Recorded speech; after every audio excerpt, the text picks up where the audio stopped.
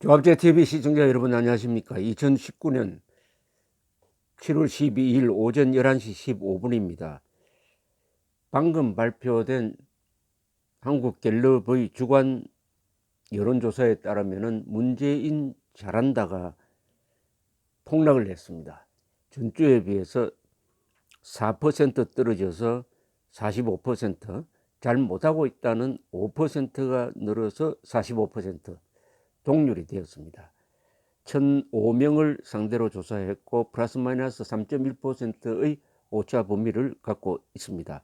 한 주 사이에 4% 떨어지는 것은 뭐 폭락이라고 봐야 되는데, 그 이유를 보면은 외교를 잘못하고 있다 부분이 6%가 늘어섰습니다. 잘못하는 이유는 민생 문제 해결 부족 44%, 친북 성향 10%, 세 번째로 외교 문제를 잘못하고 있다. 전주는 4%가 그렇게 생각했는데 외교 문제 잘못하고 있다고 생각하는 사람이 6%포인트 늘었으니까 이것은 한일 관계가 악화된 데 대해서 문재인 대통령이 잘못하고 있는 부분이 있다. 이게 여론조사에 반영이 된 것으로 보입니다. 이것은 과거와는 조금 다릅니다. 한일 분쟁이 일어나면은 이른바 민족주의 감정이 발동을 해가지고 지지율이, 집권층의 지지율 또는 국정평가가 높아지는 것이 보통인데 이번에는 폭락했습니다. 이것은 문재인 대통령 쪽에서 생각하던 것과 예상이 어긋난 것이라고 생각을 합니다. 더구나 속수무책으로 당하고 있다 하는 여론이 확산될 때 이 국정평가는 더 낮아질 가능성이 있습니다. 특히 부정적으로 보는 층이 많은 것은 연령별로는 50대가 잘못하고 있다 50%, 잘하고 있다 45%, 60대 이상에서는 잘 못하고 있다 57%, 잘하고 있다 31%. 지역별로는 부산, 울산, 경남은 잘 못하고 있다 49, 잘하고 있다 43, 대구, 경북은 잘 못하고 있다가 67%로 압도적이고 잘하고 있다 26%. 인천, 경기 지역은 잘하고 있다 47, 잘못하고 있다 43, 서울이 잘못하고 있다 46, 잘하고 있다 45로 잘못하고 있다가 더 많아졌습니다. 그리고 생활 수준별로 보면은 하류층, 생활이 어려운 사람이 잘 못하고 있다가 50%, 잘하고 있다 36%. 이게 특징입니다. 문재인 정권이 보호한다는 이 저소득층이 문재인 평가가 가장 나쁩니다. 가장 나쁩니다. 그 반면에 화이트 칼라, 고소득 고학력층인 화이트 칼라는 잘하고 있다가 여전히 58%로 높고 잘 못하고 있다는 37%로 되어 있습니다. 자영업자들은 잘 못하고 있다 53, 잘하고 있다 41% 이렇게 되어 있습니다. 그 다음에 정당 지지도는 더불어민주당 39, 무당층 26, 자유한국당 19, 정의당 8%로 이 자유한국당의 지지율이 오히려 지금 떨어지고 있습니다. 자유한국당의 대응이 국민들 마음에 아직 먹히지 않고 있다는 이야기인데, 존재감이 약하다. 국가 위기 때는 야당에 의지하려는 성향이 보수층에는 있는데 그것을 잘 수용하지 못한다, 이렇게 보여집니다.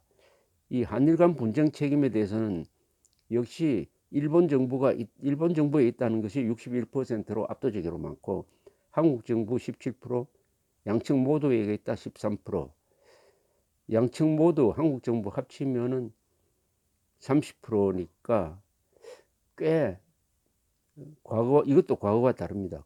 과거는 더 이보다 압도적이었는데 이번의 경우에는 한국 정부 또는 양쪽에 책임이 있다는 사람이 30%나 된다는 것은 이것도 과거와 상당히 다른 경향입니다. 그러면 한국 정부의 책임이 있다고 생각하는 층은 특히 어디에 많으냐? 자영업자가 23%, 그리고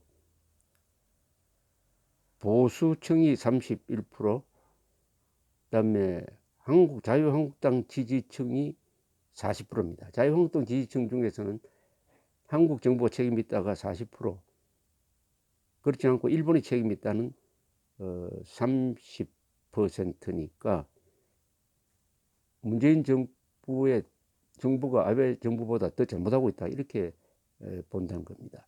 일본산 제품 불매운동에 대해서 참여 의향이 있다 67, 없다 27%, 이렇게 되어 있습니다. 일본에 대해서 호감이 간다 12%, 매우 낮습니다.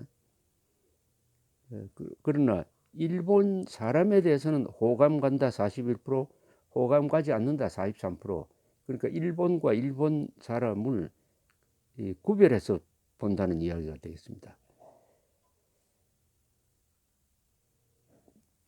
이렇게 여론 추이를 볼 때 이것은 아마 문재인 정권이 일찍이 경험하지 못한 지금 위기가 진행되고 있다는 이야기입니다. 즉 외교적 무능.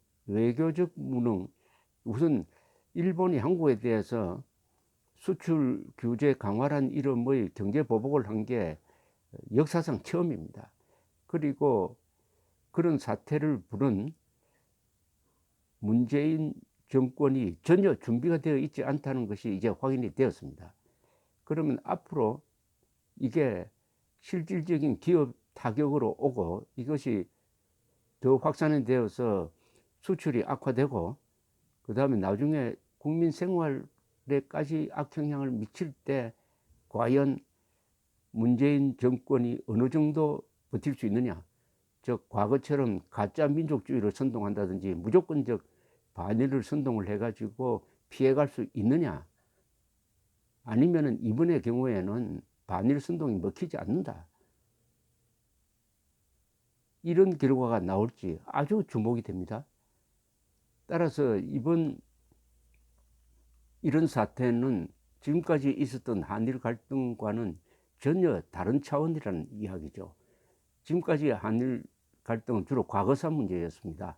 역사 문제 또는 독도 문제, 이런 것이었는데 거기에 대해서는 안보 문제고 역사 문제니까 전 국민들이 거의 일치 단결을 해서 일본에 반대할 수 있는 명분이 있었는데 이번에는 경제 문제입니다.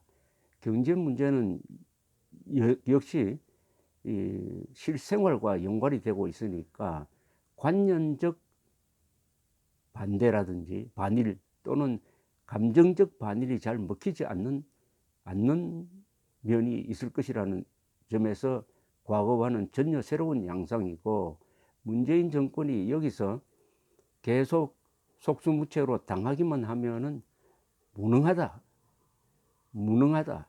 국내에서는 적폐청산하면서 검찰을 앞세워서 사납게 대하는데 왜 일본에 대해서는 이렇게 약하냐, 무능하냐 하는 이런 생각이 확산될 때 과연 문재인 정권이 어느 정도 지지율을 유지할지 아니면 폭락할지, 그것은 예단하기 어렵습니다.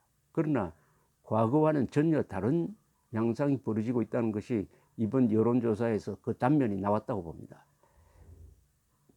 국정평가가 45%도 상당히 높습니다.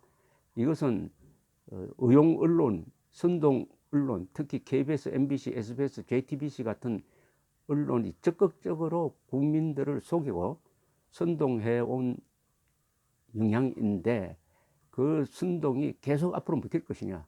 요새 새로 등장한 유튜브에서는 압도적으로 보수적 성향의 목소리가 강하고, 그 보수적 성향의 목소리가 이번 경우에는 일본 그리고 문재인 정권 사이에서 결코 문재인 정권 편이 아님을 알 수가 있습니다. 그것은 문재인 정권을 지지하려고 해도 지지할 거리가 발견이 되지 않는다. 그동안에 문재인 정권이 사실상 국익 파괴 외교, 그러니까 오로지 김정은의 행복을 위해서 대한민국의 국익 그리고 국군과 국민의 안전을 희생시키는 대북 정책 그리고 외교 정책을 해왔는데, 이번 사건을 부른 청구권 협정을 사실상 그 정신을 위반하는 것, 그리고 박근혜 아베 사이의 2015년 종군위안부 최종 합의 정신을 파기하는 이 두 개는 아무리 문재인 정권을 옹호하려고 해도 논리가 서지 않는다는 면에서